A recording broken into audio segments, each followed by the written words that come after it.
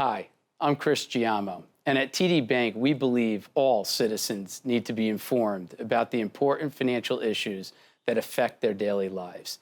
That's why we're proud to support programming produced by the Caucus Educational Corporation.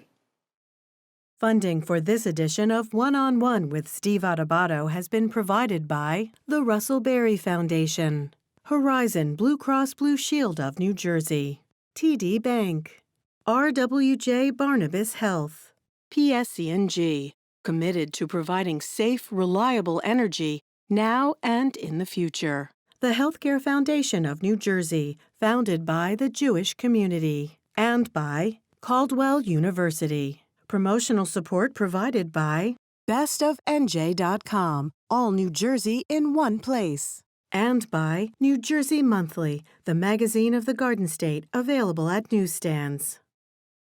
This is One-on-One. I'm an equal American just like you are. The jobs of tomorrow are not the jobs of yesterday. Look at this. You got this? Here it is, man. Look at that. Life without dance is boring. I don't care how good you are or how good you think you are, there is always something to learn. Do you enjoy talking politics? No. People call me because they feel nobody's paying attention. Our culture, I don't think, has ever been tested the way it's being tested right now. That's a good question. High five.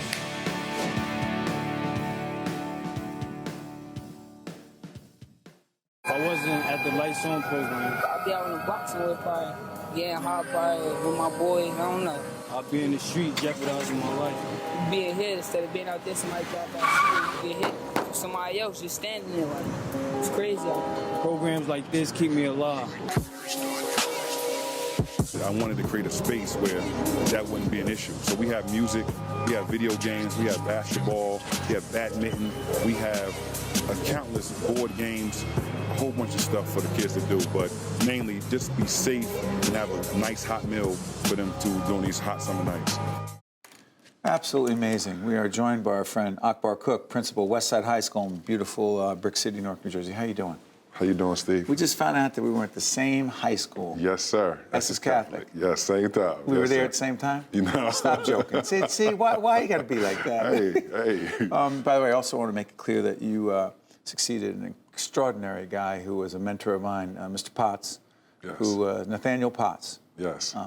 His son, Don, was a close friend of mine in high school. And so when I was looking at what you were doing, I thought, what a legacy, what an impact. And you grew up in the West Ward. Yes, sir. You have been recognized for this Lights On program. Ellen made a big deal about you on the show, right? She was focusing on 1 million acts of goods. $50,000 check from the show, right? Yes, the first time. Okay. You got national attention. Because what are you doing? Yes, sir. So the big thing was the laundromat was the first thing. Describe that. So we were having kids staying home. My attendance was very low. And after we started knocking on doors and doing some unpacking, we found out the kids were staying home because they didn't have clean clothes.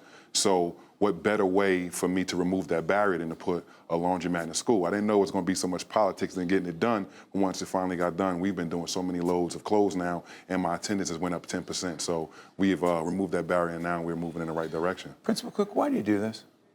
It's in my DNA. My grandmother was always a caregiver and foster parent to the most disadvantaged youth, and then I had other educators in my family, so it's just in my DNA. This is what I was put on this earth to do, and I'm glad I'm able to do it in my hometown, Newark, New Jersey. And it's the I want to understand more. So this is from 6 p.m. to 11 p.m. Yes. You provide a place, a space for these young people to be. What would happen otherwise to them, for them? So let me take it back some, Steve. When I first got the job and I went to Westside High School, we opened up with the death of a female. I remember. And I didn't know this was happening in schools. And I lost another student that year. And I remember that summer, I just was watching RLS Media like it was a police scanner. And everything that was happening in West Ward, either my kids were doing it or was happening to my kids. See, by the way, time out. We are Stand and Deliver leadership program that we have that Westside participates in, leadership development. We lost one of your students who were some of the students who were killed in that playground. Yes. Wow. At knife point. I mean, violence, death. Pick it up from there. So when we opened up the new school year, we sort of right the ship, and I thought everything was fine. And then we end up having this one kid. He was borderline on the fence of the streets and trying to graduate. He wanted his mother to see him cross the stage. And I want to say about 2 weeks before graduation, he got killed in a drive-by shooting. So I knew I couldn't go another summer not doing anything. I'm a West Ward kid. We used to have a West Ward Boys and Girls Club on Littleton Ave. We had nothing like that. We had the North Ward. We still they don't have have that either. The Broadway's gone either. They're gone. Yes, and the one on. People don't appreciate what the boys should be Boys and Girls Club. It wasn't at the time. It was a place. That place doesn't exist anymore. So you picked up the slack? Yes. So I opened up my school from 6 p.m. to 11 p.m. Monday, Wednesdays, and Fridays. One, I just wanted to feed them because they weren't eating. I found out through other sources that the babies weren't eating over the weekend. So I wanted to do recreation. I wanted to do all these things that would just keep them safe and just let them be kids for that time, because the cops were saying, Cook, this is where crime is most prevalent. So I was like, okay, let's figure it out. First night, I want to say I had 30 people. I had 40-year-old parents, 25-year-old gangbangers, and 8-year-olds. It was like, what do you do? So we end up just kept trudging along and just, rolling balls out and just doing everything. And then I want to say Barry Carter. We all know Barry Carter writes for NJ.com. And He's for Star Legend? Yeah, Star Legend. Iconic writer. He's the best.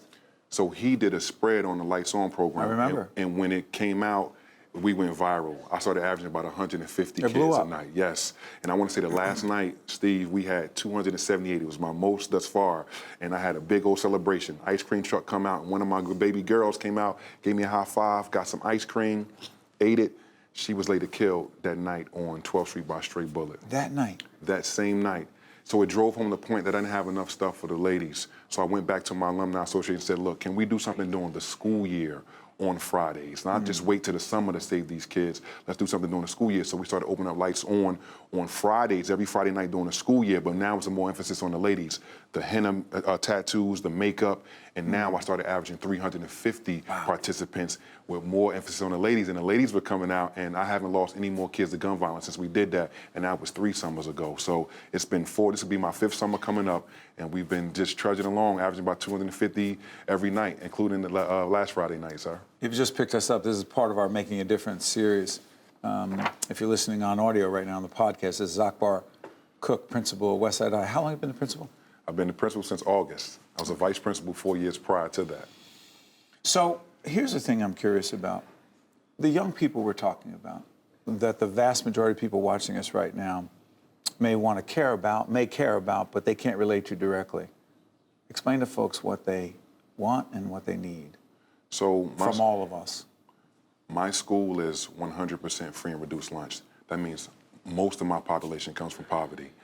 I look at it as Meaning the federal government has deemed them to be appropriate candidates to receive it, which means it's a poverty issue that's big. Yes, sir. My whole building.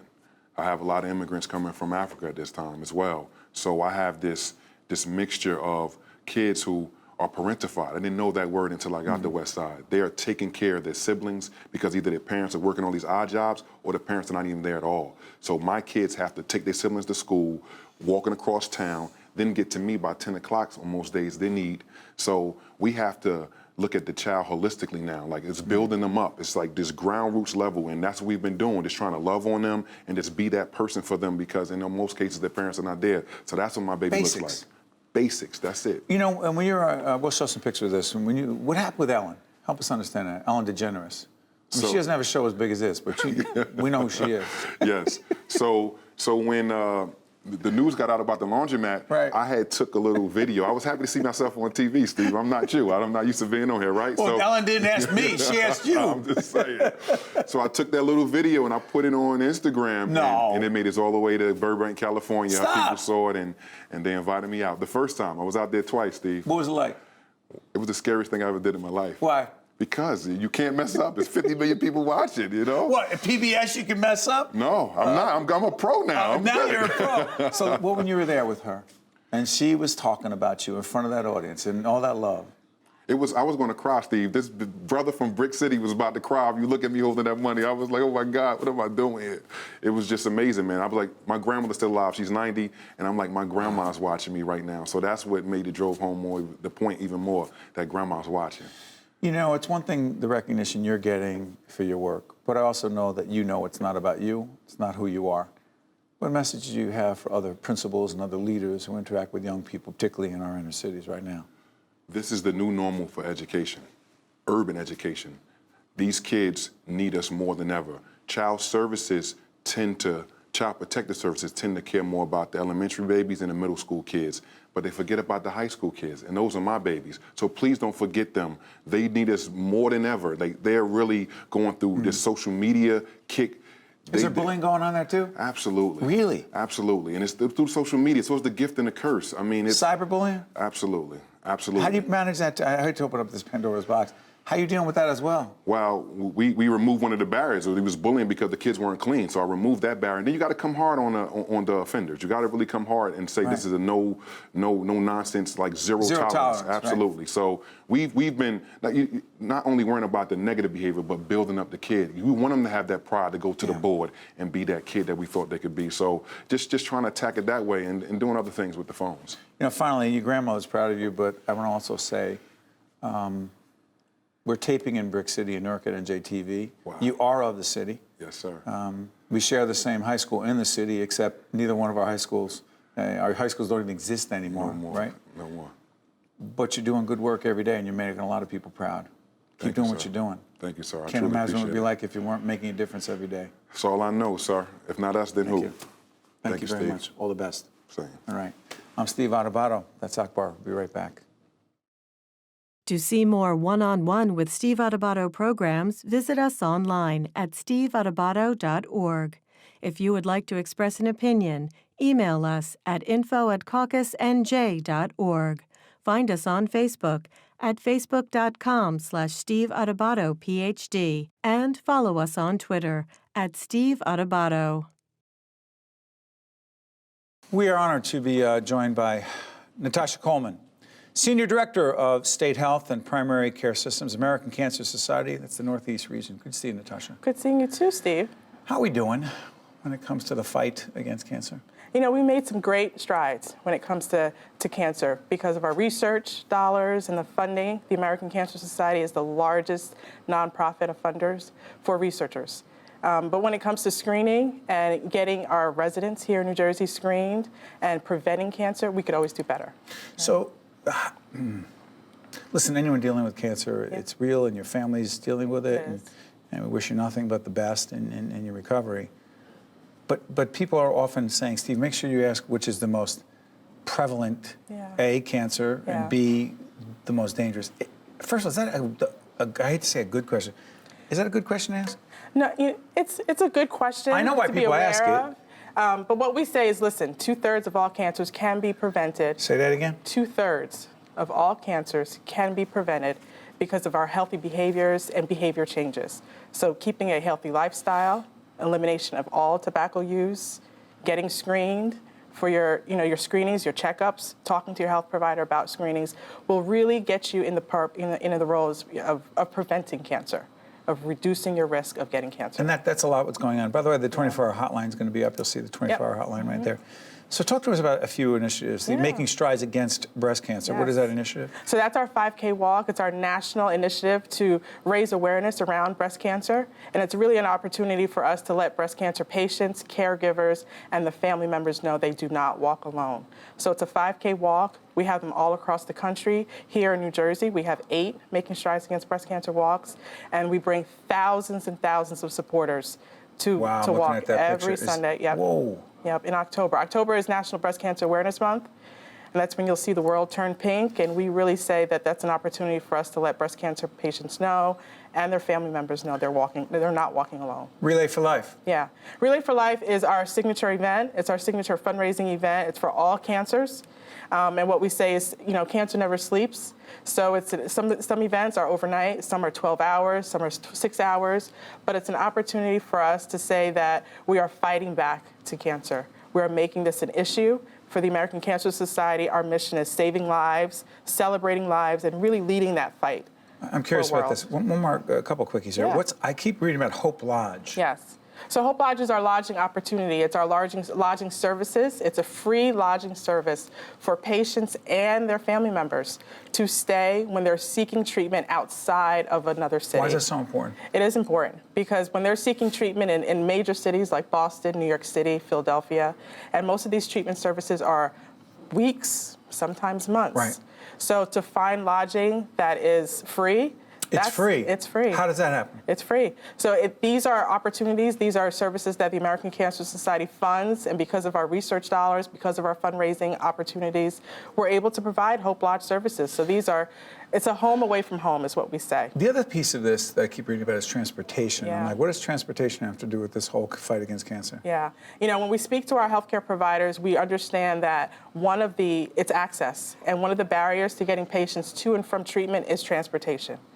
So for either chemotherapy or radiation. So we have a volunteer-driven program. It's called Road to Recovery. Road to Recovery. Road to Recovery. And we have volunteer drivers who volunteer their time and their vehicle to get patients to and from treatment. The other thing I'm curious about when it comes to the discussion about cancer, by the way, let's put up the 24-hour hotline again, is,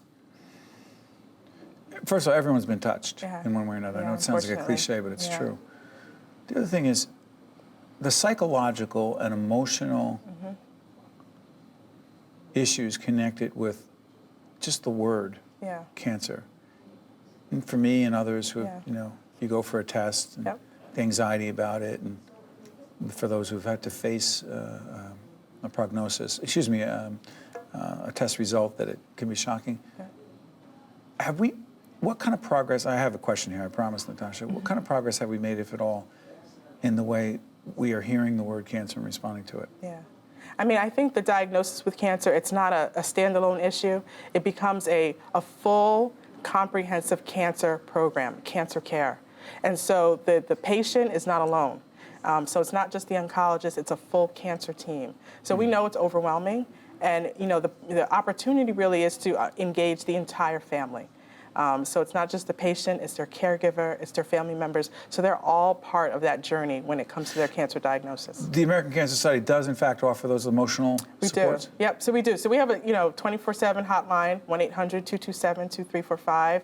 So we offer those emotional support through our cancer information specialists on the phone, any time of the day, any time of the week. But we also partner with our healthcare system partners. So we have some navigators that are in the hospital. We work with our social workers and oncology to really make sure that the patients feel like they are not walking in this fight or this journey alone. Language matter here?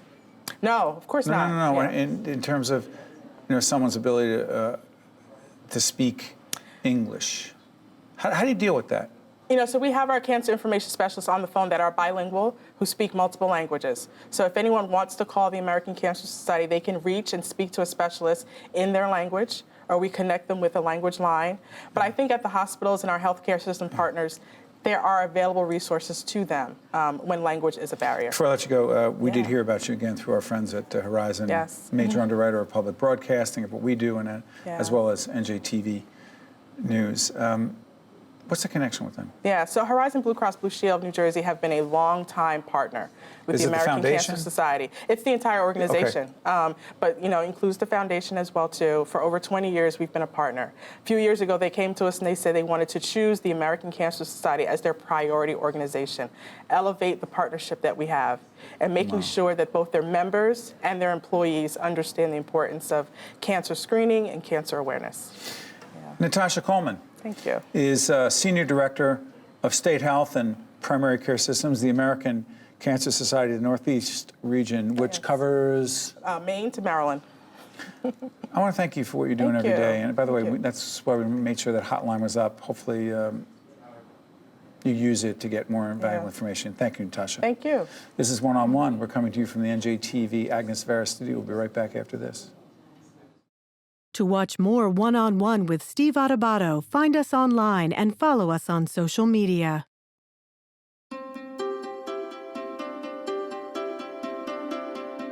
The first day we opened this building, there was one mother walking down the hallway holding her child's hand, and one of our staff members passed by, and just out loud, as if to nobody, she says, "This place makes you proud to have a child with special needs." When I heard that, that was it. It was worth the entire project.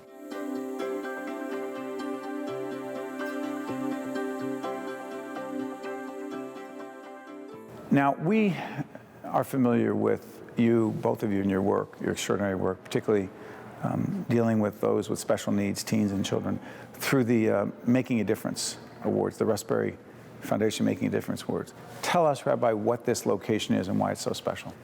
There's times when there's opportunities and responsibilities. And when we started the Friendship Circle, that's the type of response that we always felt we needed to step up and make a difference. The families were coming to us, they were asking for programs, they were asking for opportunities for their children. As those children grew to teens, to young adults, we needed to respond. And this is just an expansion of that. New Jersey has the highest rate of autism. In the nation? In the nation. And therefore, across the world, because the United States has the highest rate of autism. Essex County has the highest rate of autism in New Jersey. So this really puts this building in the epicenter, and therefore in the opportunity responsibility. I mean, there's a Jersey Shore room. There's a room where there's a bank over here. There's a pool that's being built. There's a football field connected with the New York Jets. They built it's extraordinary. Describe some of the rooms and why they're so special.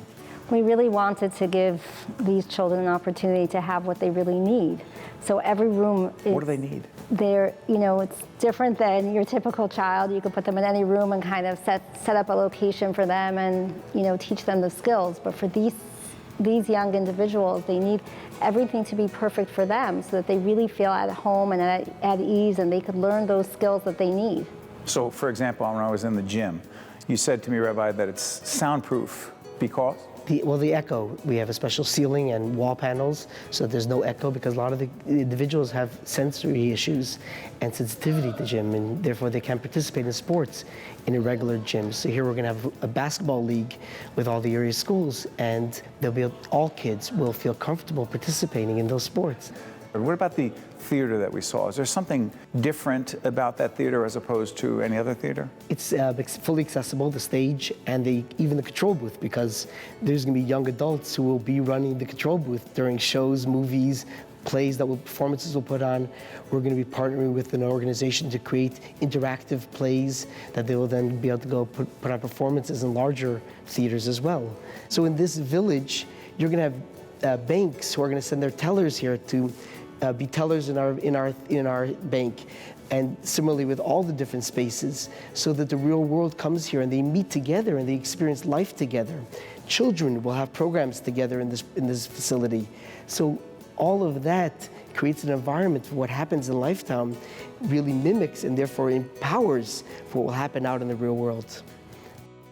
From your experience, Doctor, what is it that most of us say we want to be helpful, the average person out there, but who does not have direct experience with a child with autism, a child with special needs? What is it that we misunderstand about them? I think one of the biggest things is that you shouldn't define an individual by their disabilities. You should define them by their abilities. What does that mean?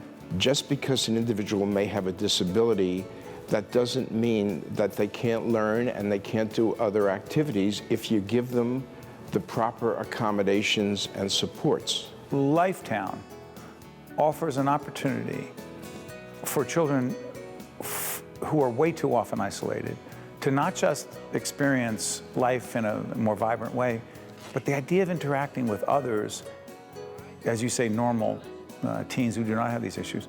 What it does for them is one thing, the children with special needs, but what does it do for the teenager who's volunteering here? He's over 1,000 volunteers. What does it do for them? They begin to understand that just because children with disabilities are different doesn't mean that they don't have other abilities and that they can't be successful. Toba, what does LifeTown mean for parents of children, teens with special needs? The opportunities are limited for these families. And as they grow out of their teenage years, they enter the new stage of the real world, and there isn't much there. So this is just the beginning of giving them those opportunities where they'll be able to go out to the real world and get jobs. So for example, if they work in our pet store for 6 months or in our florist, they may be able to get a job in a real florist and ultimately give them real purpose and meaning.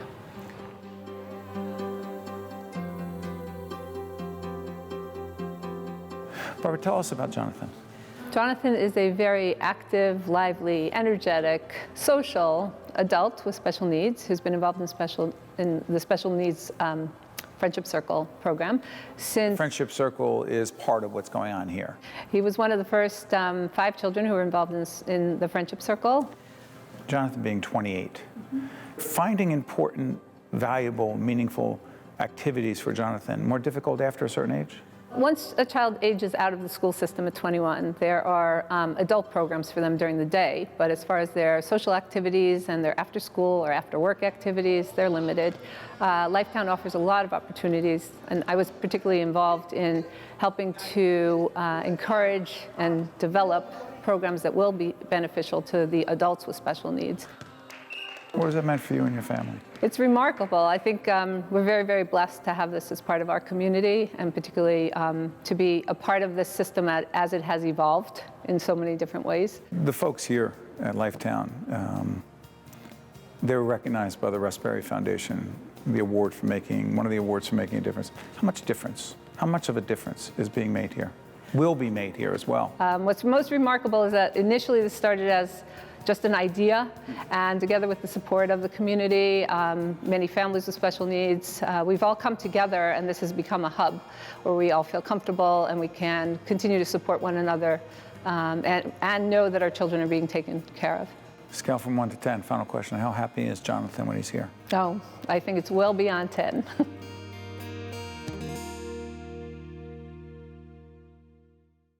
One-on-One with Steve Adubato has been a production of the Caucus Educational Corporation, celebrating over 30 years of broadcast excellence. Funding for this edition of One-on-One with Steve Adubato has been provided by the Russell Berry Foundation, Horizon Blue Cross Blue Shield of New Jersey, TD Bank, RWJ Barnabas Health, PSC&G, the Healthcare Foundation of New Jersey, and by Caldwell University. Transportation provided by Airbrook Limousine, serving the metropolitan New York, New Jersey area. You may not have heard of TAVR. Raj and Sandhya have. It's the minimally invasive alternative to open heart valve replacement. RWJ Barnabas Health is New Jersey's leading TAVR provider, and we continue to perfect it. Patients are often back to their lives in just a few days. Innovative valve replacement surgery. Because you can't be replaced. RWJ Barnabas Health. Let's be healthy together.